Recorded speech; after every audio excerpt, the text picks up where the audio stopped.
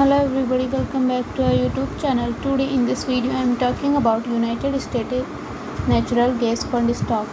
In this video we talk about stock pros and cons and technical analysis and latest news about it. Stock is trading at $6.79 with 0.44% negative in a day. We can easily see stock was volatile for a day. The volume of stock was recently not all-time high. So the fundamental stock is not better for today. Before buying and selling the stock, please consult your financial advisor. Today's video is done. Thanks for watching. Please subscribe my YouTube channel and like the video and also comment or related queries.